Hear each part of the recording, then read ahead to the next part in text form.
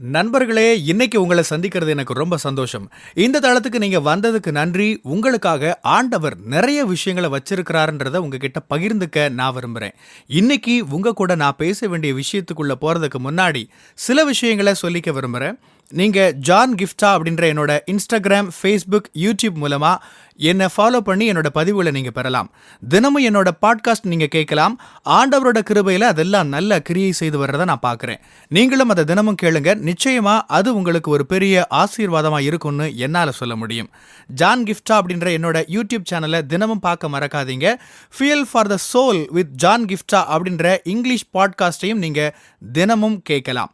www.johngifta.com அப்படின்ற என்னோட வெப்சைட்லையும் இதெல்லாமே இருக்கும். மீண்டும் உங்களை சந்திக்கிறதுல மகிழ்ச்சி. வேதத்துல சங்கீதம் 23:5 என் பாத்திரம் நிரம்பி வழிகிறதுன்னு ஒரு ஆசீர்வாதத்தை நம்ம பார்க்கிறோம். இதை புரிஞ்சுக்க நான் உங்களுக்கு உதாரணம் சொல்றேன். ஒரு பாத்திரத்தை நாம எடுத்துக்கிறோம். அதுல நிரம்பி வழிகிறதுன்னா எதை சொல்லுவோம்? அது அந்த பாத்திரம் நிரம்பி இருக்கும் போதோ பாதி நிரம்பி இருக்கும் போதோ நடக்கிறது இல்ல. அந்த பாத்திரத்துல என்ன இருக்கோ அதனால அது பாத்திரம் நிறைஞ்சி வழிகிறது தான். அது நிரம்பி வழிகிறது எப்பவும் நடக்கிறது இல்லைங்கிறத ஞாபகம் வச்சுக்கோங்க. எப்பெல்லாம் அந்த பாத்திரத்துக்கு உள்ள ஏதாவது ஊற்றப்படுதோ அப்ப மட்டுமே நிரம்பி வழிதலும் இருக்கும். உள்ள வந்தா மட்டும்தான் வெளியே நிரம்பி வழியும். உள்ள வருவது நின்று போன உடனே நிரம்பி வழிவது நின்று போகும். உங்க வாழ்க்கையின் எல்லா பகுதிகளிலையும் நீங்க நிரம்பி வழிகிற அனுபவத்தை பெற முடியும். எப்படின்னா, உங்க வாழ்க்கையில உள்ள ஒரு விஷயம் வந்துகிட்டே இருக்கும் போது மட்டுமே. அது என்னங்க உள்ள வரணும்? ஒருவேளை நீங்க சொல்லலாம், ஜான், இது ஆண்டவரோட வார்த்தை, அவர் சொன்னா நாம நிரம்பி வெளியத்தானே செய்வோம்.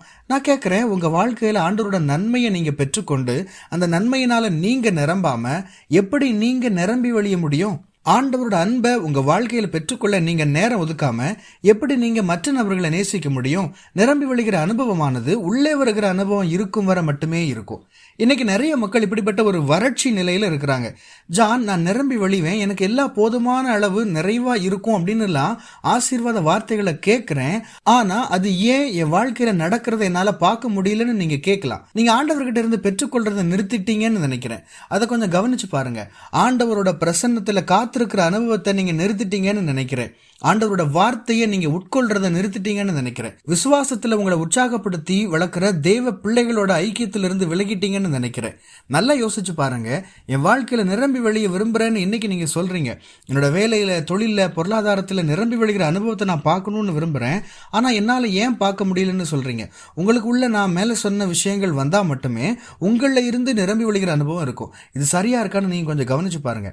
ஆண்டவரோட வார்த்தையை உட்கொள்றதுக்கு நீங்களா முயற்சி எடுக்கிறீங்களா? ஆண்டவர்கிட்ட இருந்து வார்த்தைகளை பெற்றுக்கொள்ள நீங்க முயற்சிக்கிறீங்களா?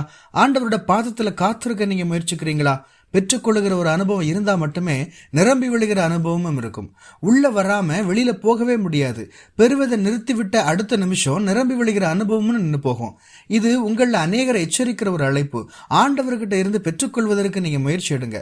இதெல்லாம் கேட்கறதுக்கு நல்லா இருக்கு, ஜான். ஆனா என்னால என்னோட கடன்களை திருப்பி செலுத்த முடியுது, செலவுகளை சந்திக்க முடியுது, எனக்கு வேலை இருக்கு, தொழில் இருக்கு, என் குடும்பம் நல்லா இருக்கு, நான் நிரம்பி விளையணும்னு என்ன அவசியம் இருக்கு? எனக்கு அதெல்லாம் அவசியம் இல்லை.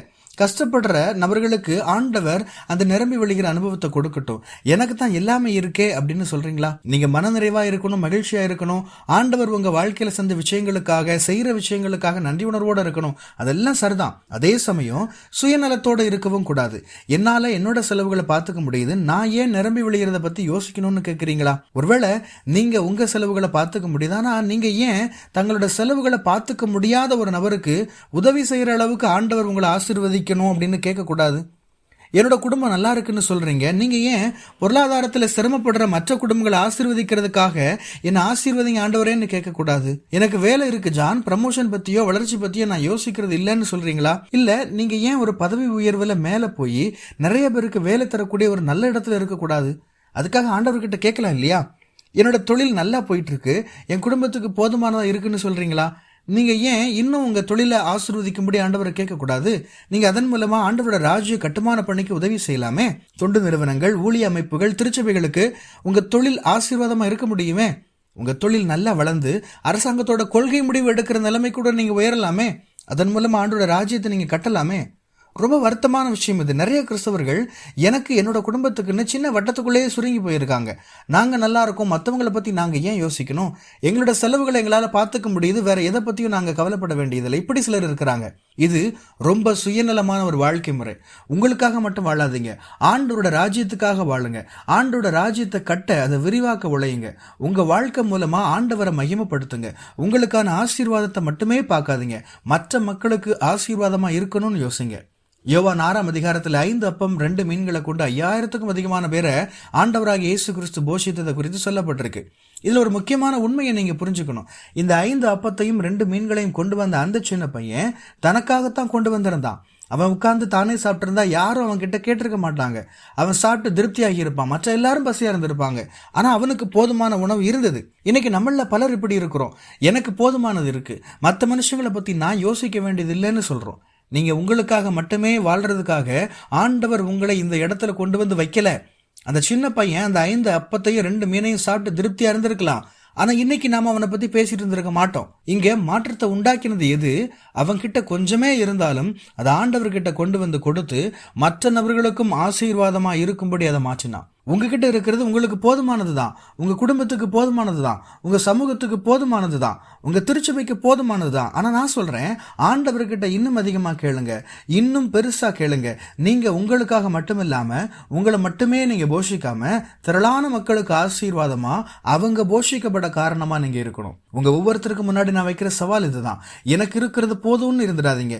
உங்களை சுற்றி இருக்கிற மக்களுக்கு நீங்க ஆசீர்வாதமா இருக்கும்படி உங்களை ஆசீர்வதிக்கணும்னு ஆண்டவரை கேளுங்க. ஆமென். கர்த்தர் உங்களை ஆசீர்வதிப்பாராக. உங்களுடைய பகுதிகளில் பிரசங்கிக்க என்னை அழைக்க நீங்க விரும்பினா டிஸ்கிரிப்ஷன்ல இருக்கிற இமெயில் மூலமா என்ன நீங்க தொடர்பு கொள்ளலாம். பிரியமானவங்களே, இந்த செய்தி மூலமா நீங்க உற்சாகம் அடைஞ்சிருப்பீங்க, ஆசீர்வதிக்கப்பட்டிருப்பீங்கன்னு விசுவாசிக்கிறேன். திரும்பவும் ஞாபகப்படுத்துறேன், நீங்க ஜான் கிஃப்டா அப்படின்ற என்னோட இன்ஸ்டாகிராம், ஃபேஸ்புக், யூடியூப் மூலமா என்னை ஃபாலோ பண்ணி என்னோட பதிவுகளை பெறலாம். ஜான் கிஃப்டா அப்படின்ற என்னோட யூடியூப் சேனலை தினமும் பார்க்க மறக்காதீங்க. Fuel for the soul with John Gifta அப்படின்ற இங்கிலீஷ் பாட்காஸ்டையும் நீங்கள் தினமும் கேட்கலாம். பாட்காஸ்ட் எபிசோடுக்கு நீங்கள் உங்களோட ரேட்டிங், ரிவ்யூ கொடுத்து ஷேர் பண்ண மறக்காதீங்க. www.johngiftha.com அப்படின்ற என்னோட வெப்சைட்லையும் இது எல்லாமே இருக்கும். இந்த ஊழியத்தால் நீங்கள் ஆசீர்வதிக்கப்பட்டிருந்து மற்றவங்களுக்கும் இதே ஆசீர்வாதம் சேரணும்னு விரும்பினா நீங்களும் எங்க கூட சேர்ந்து ஆண்டவரோட ராஜ்யத்தை கட்டுற இந்த பணியை உங்களோட நிதி ஆதரவு மூலமாகவும் தாங்கலாம். கூகுள் பே அல்லது நெட் பேங்கிங் அல்லது பேபால் மூலமா நீங்க ஆதரவு தரலாம். எல்லா விவரங்களையும் டிஸ்கிரிப்ஷன்ல நீங்க பார்க்கலாம். ஆண்டவர் உங்களை ஆசீர்வதிப்பாராக.